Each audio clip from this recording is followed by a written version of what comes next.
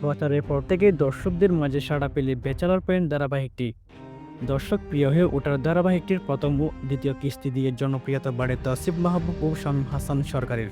ধারাবাহিকটির তৃতীয় কিস্তি থেকে ব্যক্তিগত কারণ দেখিয়ে দুই অভিনেতা নাটকটি থেকে সরে যান। তবে এটাও শোনা যায় গল্পের কারণেই বাদ পড়েছেন দুজন। সে সময় অন্য একটি সূত্র প্রথম আলোকে জানিয়েছিল ক্যারিয়ার পাকাপোক্ত করতে এই দুই অভিনেতার নাটক থেকে সরে যাওয়া।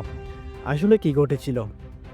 তৌসিফ মাহবুব ও শামীম হাসান সরকারকে ধারাবাহিকে দেখা যান নেহাল ও আরেফিন চরিত্রে।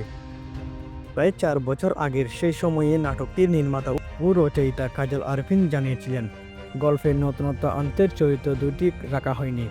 গল্পের মজবুত ও বাস্তবিক ভিত তৈরি করতে এই চোখ এঁকেছেন নির্মাতা। তার মতে ব্যাচেলর বন্ধুরা বিভিন্ন কারণে সবসময় একসঙ্গে থাকে না, সেটাই আগামী পর্বে দেখা যাবে। সে সময় কাজল আরেফিন নিজের অভিজ্ঞতা বাঁকাবাকি করে বলেছিলেন, আমার ব্যাচেলর টাইমের অনেক বন্ধু আছে যাদের অনেকের সঙ্গে যোগাযোগ নেই, অনেকের ফোন নম্বর আমার কাছে নেই। তার মানে এমন নয় সেই বন্ধুদের সঙ্গে আর দেখা হবে না। তারা কিন্তু যে যার মতো আছে, হয়তো দূরে আছে, ভবিষ্যতে কোনো এক সময় হয়তো তাদের সঙ্গে আবার দেখা হবে। সেই বাস্তবতাকে মাথায় রেখে আমরা নতুন পর্ব শুরু করছি। সেই সময় তিনি জানিয়েছিলেন এমন হতে পারে তারা আবার একত্র হবে। এদিকে তৃতীয় ও চতুর্থ কিস্তি শেষে দীর্ঘ 2 বছরের বেশি সময় বিরতি দিয়ে আবার শুরু হচ্ছে ব্যাচেলর পয়েন্ট ধারাবাহিকের পঞ্চম মৌসুম। এখানেও দেখা যাবে না নেহাল ও আরেফিনকে। তবে 4 বছর আগে নাটকটি থেকে সরে যাওয়ার কারণ হিসেবে নেহাল চরিত্রের অভিনেতা তৌসিফ সেই সময়ে প্রথম আলোকে বলেছিলেন, এই বিষয় নিয়ে এই মুহূর্তে কথা বলতে চাই না, বলতে গেলে অনেক কথা বলতে হবে। তবে সেই সময়ে একটি সূত্র জানিয়েছিল তৌসিফ নিজেই সরে যাচ্ছেন, কেন চলে যাচ্ছেন সেই কারণ অনেকটাই মিল ছিল তৌসিফ ও শামীম হাসানের মতের সঙ্গে। সে সময় আরফিন চরিত্রে শামীম হাসান প্রথম আলোকে জানান তিনি নিজেই নাটকটি থেকে সরে যাচ্ছেন। এর কারণ ব্যাচেলর পয়েন্ট ও ফ্যামিলি ক্রাইসিস নামে দুইটি ধারাবাহিকে সময় দিতে গিয়ে হিমশিম খেতে হচ্ছে। কাজগুলোর জন্য একক নাটকে ঠিকমতো সময় দিতে পারছিলেন না।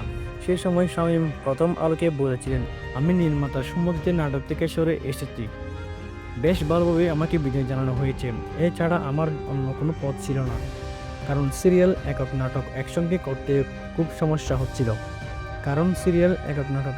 সব করতে সমস্যা হয়ে যাচ্ছিল।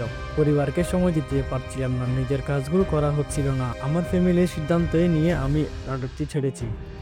তৌসিফ ও শামীমের সরে আসা নিয়ে আরও যা শোনা যায়, এই দুই অভিনেতার ঘনিষ্ঠ একটি সূত্র প্রথম আলোকে জানায় তাদের দুজনের জন্যই সময়টা ছিল ক্যারিয়ারে পাকাপোক্ত করার।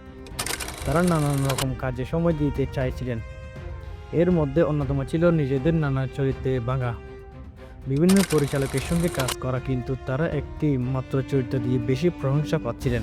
তখন চরিত্রে বৈচিত্র্য আনার কথা তারা পরিচালককে বলেন।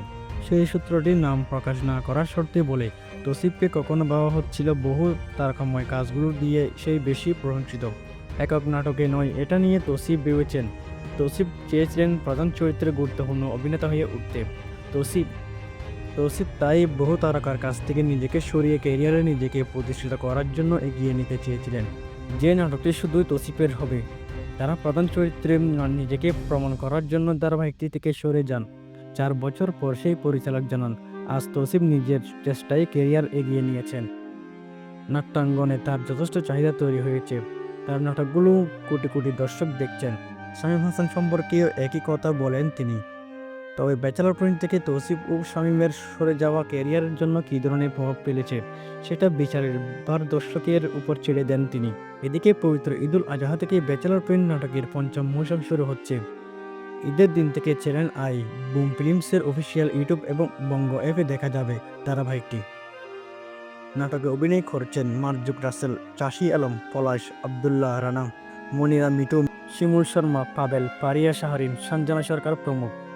পরিচালক কাজল আরেফিন ফেসবুকে স্ট্যাটাসে জানিয়েছেন, ব্যাচেলর পয়েন্ট সিজন 5 আজ শনিবার সন্ধ্যা 7টায় একসঙ্গে বঙ্গতে 8টি পর্বে মুক্তি পাবে।